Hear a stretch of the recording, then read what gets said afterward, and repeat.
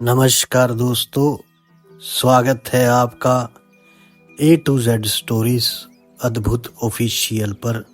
साधु संत फकीर गुरु रहबरों की सदा ही जय जयकार, जय महाकाल। गोगा जाहरवीर जी महाराज के दो ब्याह हुए थे। एक संग द्वीप की राजकुमारी श्रीयल के साथ और दूसरा सहारनपुर के ठाकुर साहब की बेटी रानी संतोख के साथ। इन दोनों महारानियों ने 18 राजकुमार और 3 राजकुमारियों को जन्म दिया। बड़ी राजकुमारी का ब्याह जो हुआ वे नेपाल नरेश, मंजली का इंदौर नरेश और सबसे छोटी का पंजाब के राजा वीर सेन चौहान के साथ हुआ था। श्री गोगावीर जी महाराज के पुत्रों ने भारतवर्ष के सभी प्रांतों के बड़े बड़े राजाओं को जीतकर इन्हें अपने अधीन कर राज्य स्थापित किया। इन्हीं के वंशज यानी गोगा जी के पुत्र परपोत्र ने वीर नरेशों को जीतकर काफी उन्नति की थी। तो श्री गोगावीर जी महाराज 400 वर्ष राज कर अपनी दोनों रानियों को साथ ले और पुत्र पौत्र को राज्य का भार सौंप तपस्या करने कहते हैं कि वन खंड की तरफ चले गए। जब से उनका किसी को कुछ पता नहीं है वे कहाँ चले गए और क्या कर रहे हैं। इनके परपोत्रों के बहुत थोड़े नाम मिले हैं, जो इस प्रकार हैं।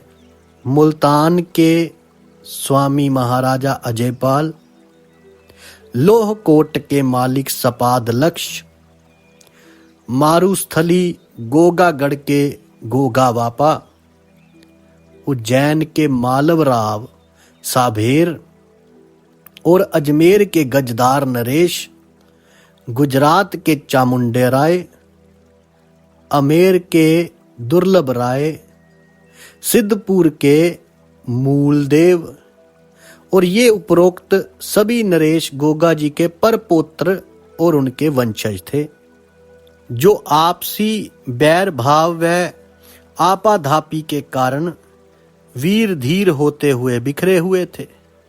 अपार धन के घमंड में किसी को कुछ नहीं समझते थे।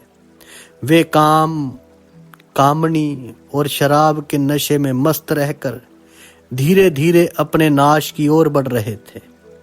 ब्रह्मचर्य जैसी अनमोल वस्तु को देवदासियों की बंजर जमीन में बो रहे थे और अपने बड़ों के चमत्कारों को भूल भारतवर्ष के नाम को बदनाम कर देश की नाव अच्छी तरह मझधार में डुबो रहे थे। तो जाहरवीर पीर जी महाराज तो वनगमन कर गए।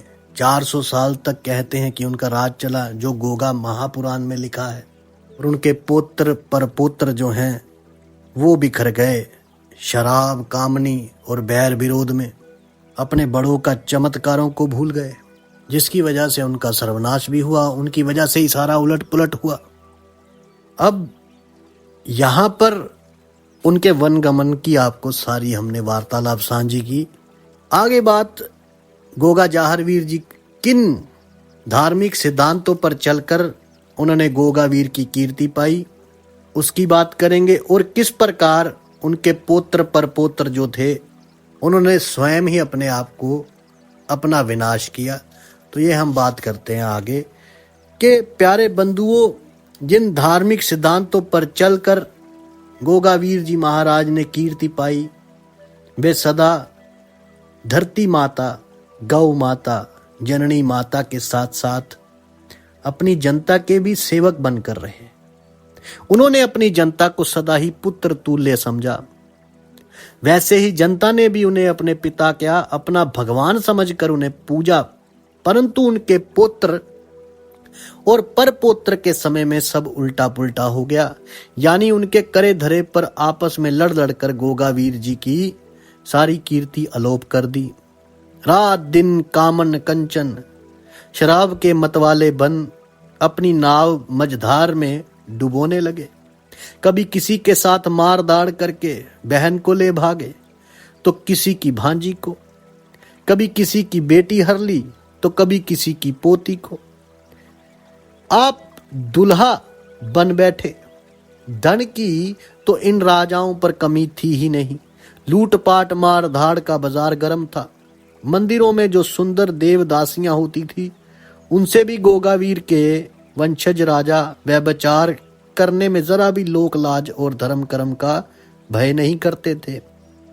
इसके आगे का हाल मैं आपसे जय सोमनाथ में कहूंगा।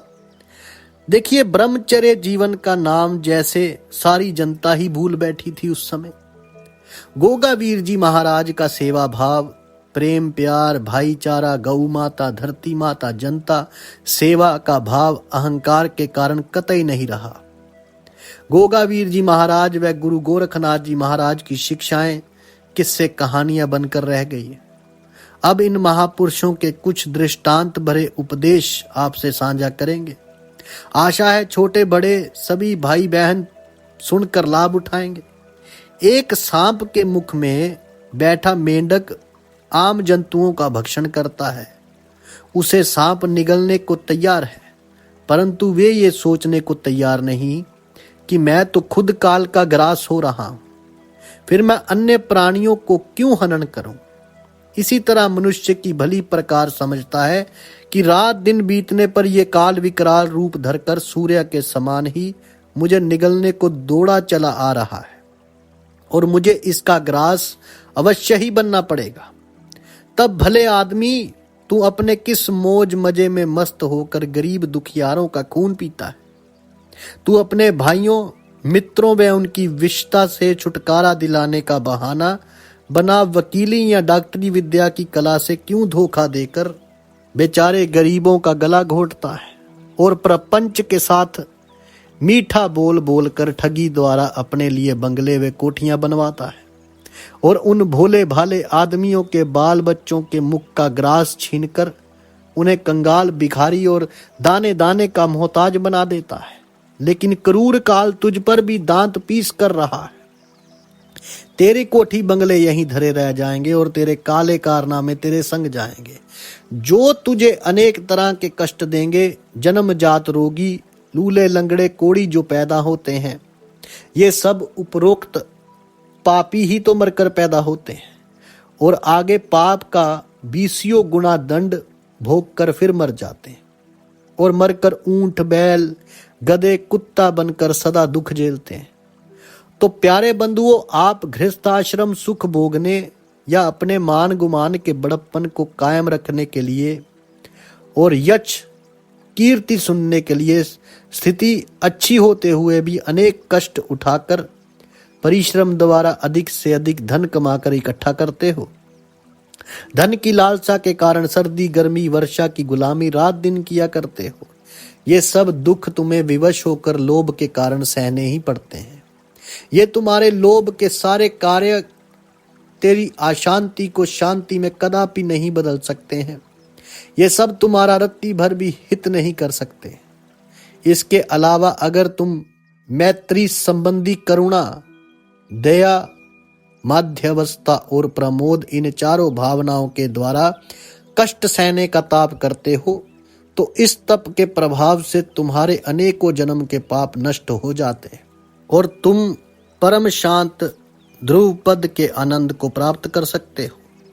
इसी का नाम सुकाम कर्म है, जो श्रीमद् भगवत गीता में भगवान श्री कृष्ण ने अर्जुन को भली भांति समझाया था कि हे मूर्ख मनुष्य, जिन सुखों के कारण तू पाप कर्मों में लिप्त है वे जीवन के पश्चात तेरे किसी भी काम का नहीं है। जीवन सदा नहीं रहने वाला, एक दिन अवश्य ये काल के गाल में समा जाएगा। तो हे भोले, तू अपनी दुर्गति से क्यों भयभीत नहीं होता?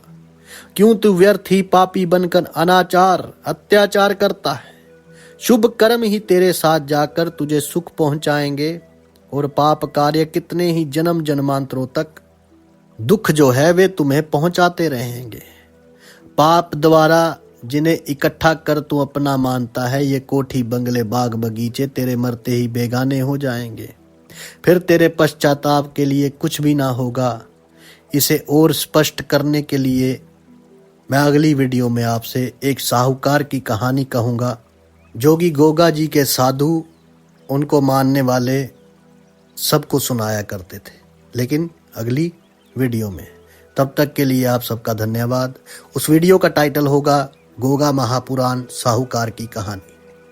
तब तक के लिए आप सबका धन्यवाद। जल्दी मिलते हैं आपसे नई वीडियो में। आपके भीतर बसे उस परमात्मा को मेरा प्रणाम। साधु संत फकीर गुरु रहबरों की सदा ही जय जयकार। अलख निरंजन।